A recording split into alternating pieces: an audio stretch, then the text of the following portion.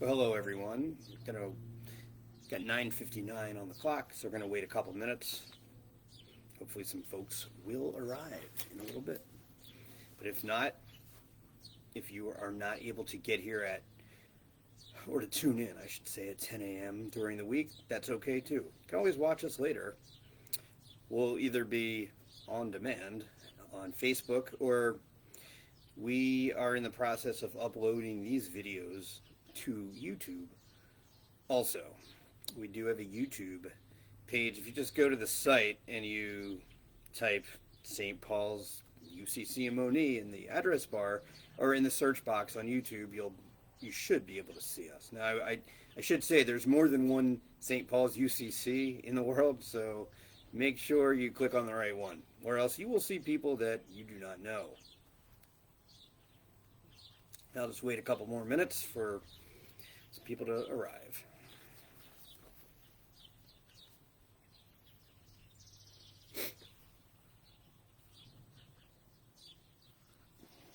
Oh, hello. Hello, Candy. Good to see you. I hope you're well. Hello, Mary Rose.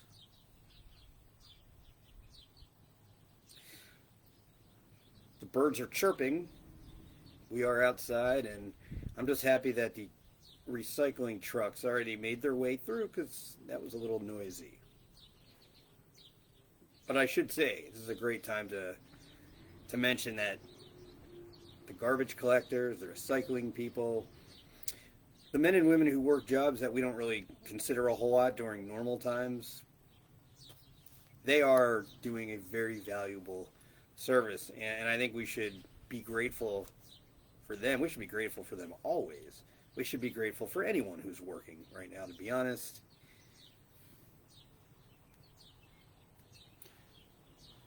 Well, let's get started then. We're going to continue Mondays with Jonah. I want to start with a quick little blurb about the 32nd president of the United States was Franklin Roosevelt. And he used to endure all these receiving lines. If you've ever been to a wedding, you probably know what that is. I don't know if every wedding does that anymore, but it's basically when you just stand still and tens, hundreds of people come up to you, shake their hand, say something, and then they move away. Now, President Roosevelt was worried that the people in the line just weren't listening to what he said. So he decided to test them. So to each this is one random day, he had a lot of people in line, and to every person who passed down the line and shook his hand, he kind of said quietly, "Hello, I murdered my grandmother this morning." He didn't really. Just to see who would listen. So he'd say that. He'd say, "Hello, I murdered my grandmother this morning." And the guests would respond with phrases like, "Marvelous. Keep up the good work, sir." So he was nonplussed by this. So finally, he took to the last person at the end of the line. He's greeting the ambassador from Bolivia. Then finally, he says, "Hey, I murdered my grandmother this morning." And the ambassador from Bolivia says, "I'm sure she had it coming, sir." One person listened. Now, obviously, the moral of that story is, are we listening when people are talking? And it's real hard. I've shared with the congregation here plenty of times that I've been doing chaplaincy work at Riverside Hospital, and I'll tell you what, I thought I knew how to. I just assumed without proper training I could go into hospital rooms and my pastoral instincts would kick in and everybody would be fine. It's different when you realize you're doing most of the talking. And sometimes we don't realize that. And it doesn't have to be in a church setting. It does not have to be in a hospital setting. When we are communicating with someone, when we're talking to someone, it's really important to listen. Also, this isn't breaking news. I'm not telling you something you don't already know. But it's really important. Are we listening to people? Are people giving us themes throughout the conversation? Do we pick up social cues? Part of Jonah's issue is that he really struggled, at least at the beginning of his book, listening to God. Oh, he heard God. He heard God loud and clear. It's just when God said go this way, Jonah kind of went that way. Remember, he decided, I am not going to preach repentance to the wicked nation of Nineveh. In fact, I'm going to go as far away as possible so they will not hear those words. And we know the rest of the story, I believe, but in case you don't remember, he got on a boat, did Jonah, and there was a horrible storm, and the only way, the sailors realized, the only way for it to stop was to throw Jonah overboard. In fact, he did this himself. He admitted this himself. It was his idea. So he's running away from the Lord at this point. Finally, he's in the water, and the only way he is saved is by being in the belly, not necessarily of a whale, but of a really big fish for 3 days. At this point, and we read last week and the week before, Jonah says an incredible prayer. The risk of doing this outside is you get a lot of trucks, and that's okay. Jonah was in the belly of a big fish. And at this point, he's praying to God, which means he's running back towards God. And finally, in the 3rd chapter, we read most of it. You know what? Let me read what happens from chapter 2, verse 10 through 3, 5. All right, so you've got Jonah. He says this incredible prayer. He's in the belly of the fish. What happens? The Lord commands the fish, and what does the fish do? Gets rid of Jonah. It says in the NIV, it vomited Jonah onto dry land. Wow. Then the word of the Lord came to Jonah a second time. Basically repeating what he said earlier. Go to the great city of Nineveh and proclaim to it the message I give you. I need to back up. I think I made a mistake. I may have said that Nineveh is a country. It is definitely not. It's a city. My fault. Jonah obeyed the word of the Lord and went to Nineveh. Now, Nineveh was a very large city. It took 3 days, there's that number again, 3 days to go through it. Jonah began by going a day's journey into the city, proclaiming, 40 more days, and Nineveh will be overthrown.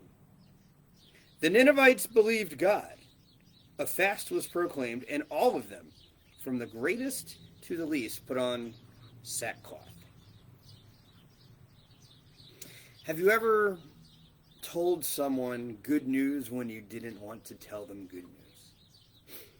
Have you ever been tasked with, I'll put it a different way, with working close with someone or some people who you just don't like, and they don't get along with you for whatever reason? Maybe it's at work, maybe it's at school, maybe it's in the community, and you just have to figure out a way just to endure it, to get along anyway. This is kind of what's going on with Jonah. Jonah, I can almost, and again, I'm assuming here, I read this, and it's not like Jonah did not have a heart of a servant here. Yes, he was obedient, and he was walking with God at this point, but it's almost like he's saying, yeah, 40 more days and y'all are going to be overthrown, so repent or else. It's like, I got to go. But think about it. It took him 3 whole days to do, 3 days to go through it. Now, Jonah wasn't driving.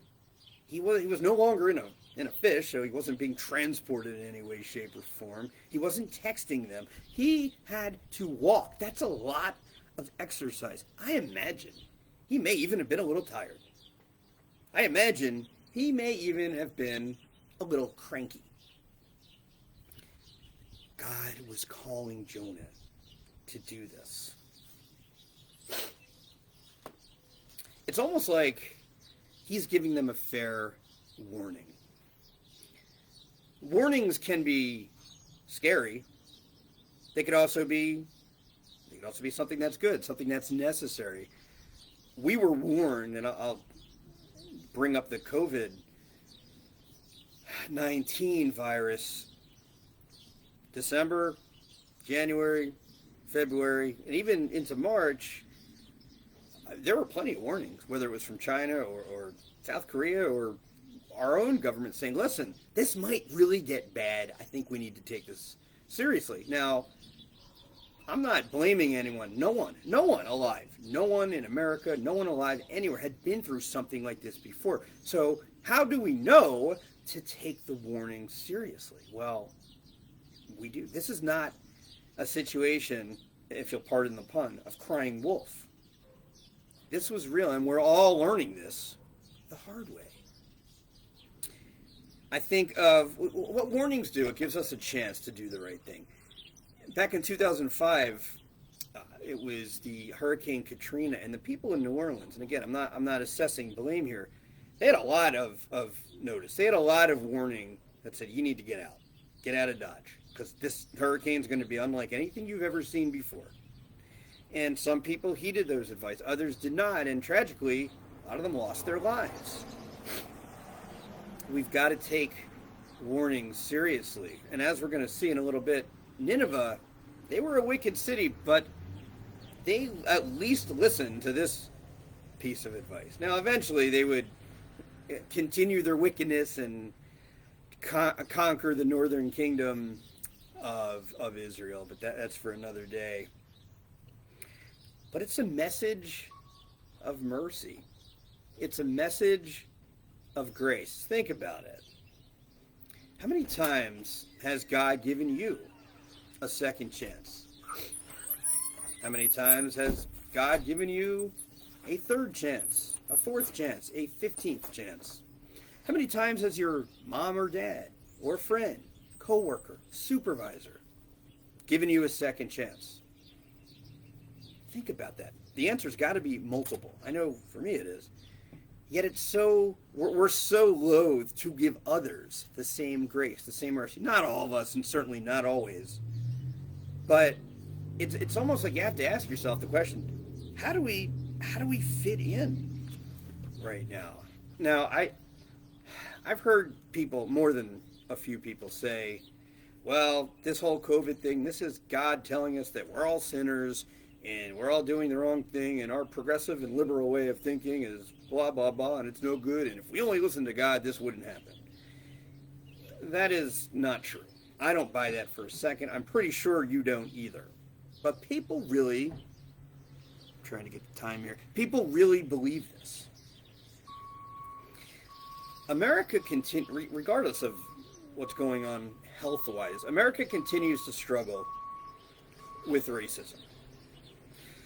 America has plenty of unarmed people of color right now that are scared to death just to run down the street. Are we failing our most vulnerable people? Are we failing our most vulnerable people during this pandemic? I'm not saying all people of color are vulnerable. You know where I'm going with this.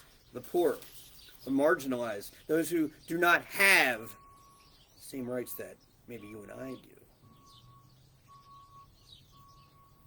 One of the underlying themes of Jonah is God's provision of mercy. There's the salvific aspect. There's the salvation aspect as well. Question is, what do we do? What we today, 2,700 or whatever years later, what do we do with that mercy? Can we magnify God while we're giving grace to others? Look, one of the points in this book is, yes, obedience. It's to obey God. And we're not going to get it 100% right. If you are, let me know, because I'd love to find out how you're perfect and I'm not. But where are we without God's grace? But I totally believe, and I am proof positive of this, that it's never too late to change. It's never too late to evolve. We are continuously evolving. What you think today, what you believe right here, right now on Monday, May 18th at 10:15, might not be what you think next May 18th. It might be. Perhaps you'll strengthen your position. Perhaps you'll strengthen your faith. But you're always evolving. Don't you think that God is just chiseling away at us all the time so we can become a little bit more like his son? That's what I think. When mercy, and this is what I would say, if I had Jonah, if Jonah was sitting in this chair where my laptop is right now, I would say, Jonah, God extended mercy to you. And when mercy is extended to you, you are expected to grow a grateful heart and extend mercy to others. Let me read to you an example where this went the other way. Matthew chapter 18, verses 23 through 34. Also known as the parable of the unmerciful servant. This is Jesus talking to Peter and the crew. Therefore, the kingdom of heaven is like a king who wanted to settle accounts with his servants. As he began the settlement, a man who owed him 10,000 bags of gold was brought to him. Since he was not able to pay, the master ordered that he and his wife and his children and all that he had be sold to repay the debt. At this, the servant fell on his knees before him. Be patient with me, he begged, and I will pay back everything. The servant's master took pity on him, canceled the debt, and let him go.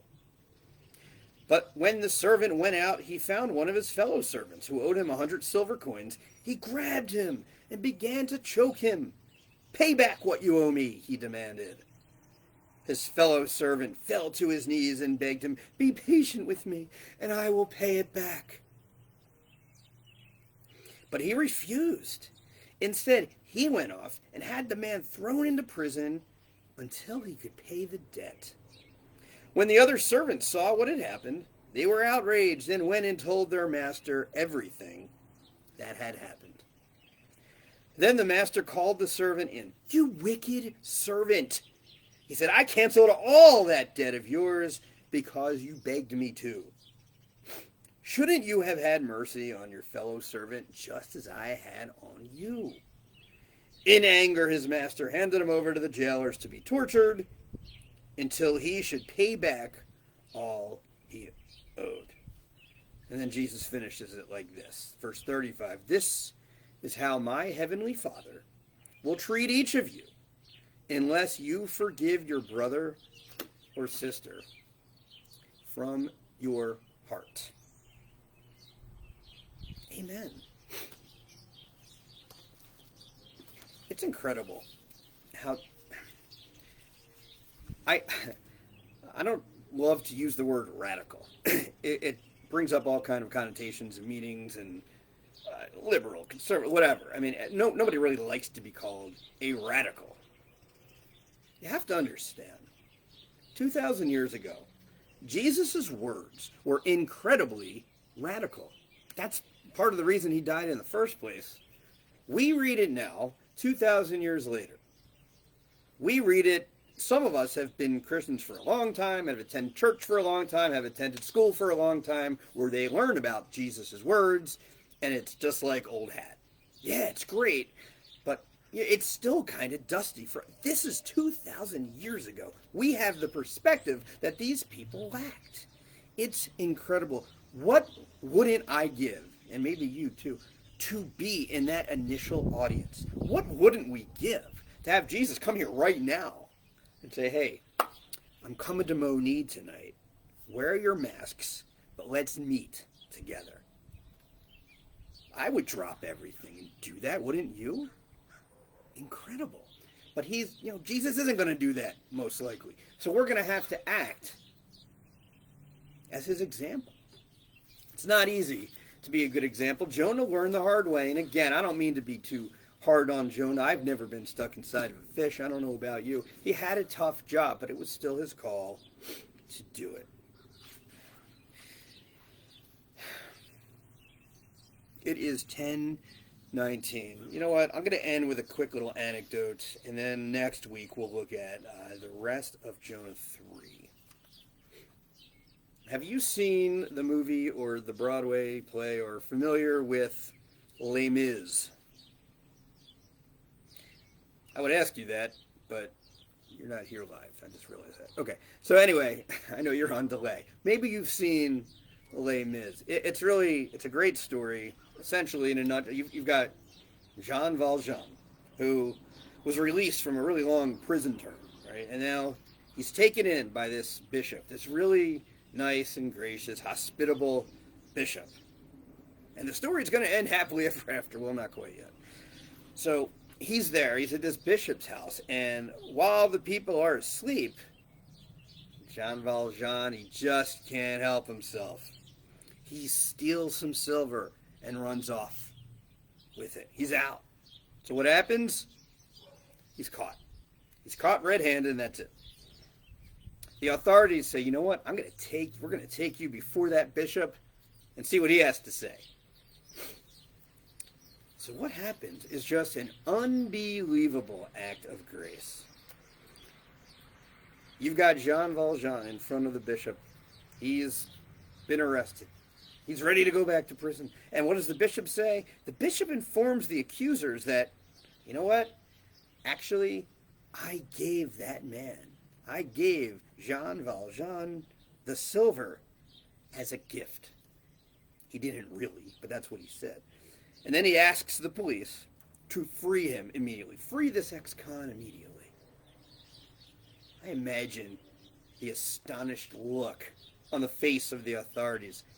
But imagine the astonished look by Jean Valjean at this incredible, amazing gesture. It says in the book, he looks at the bishop with an indescribable expression. An indescribable expression. That's great. This was mercy. And what this mercy did was result in a powerful transformation in this man's life and in his character.